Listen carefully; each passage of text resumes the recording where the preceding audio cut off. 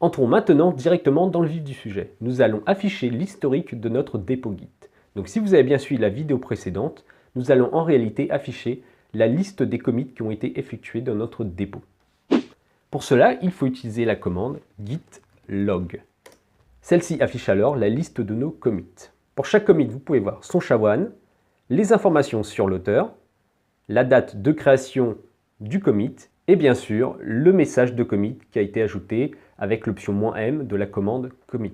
J'attire votre attention sur le tag master qui est présent ici et qui nous indique donc que ce commit est le dernier commit de notre branche master.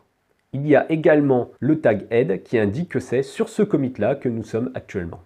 Ce qui est plutôt logique puisque c'est le dernier commit que nous venons de réaliser. Vous pouvez également réduire la liste des commits affichés avec la commande git log -n suivi du nombre de commits que vous souhaitez afficher. Donc par exemple ici, je veux afficher uniquement 2 commits. La commande gitlog nous affiche alors le listing des commits, mais ne nous donne pas finalement le contenu de celui-ci, c'est-à-dire n'indique pas les modifications qui ont été ajoutées via le commit. Pour cela, il faut utiliser la commande git show, suivi du SHA-1 du commit en question.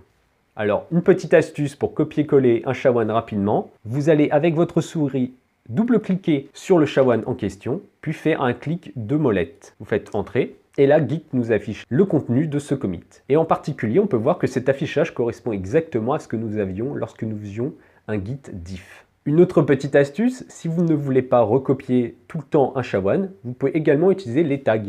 Donc par exemple, si vous faites git show master, vous allez alors afficher le contenu du commit pointé par master. Et en effet, c'est bien mon dernier commit qui est celui réalisé lors de l'exercice de la section précédente. Nous venons donc de voir comment afficher notre historique dans les détails. Nous allons maintenant voir comment naviguer dans celui-ci.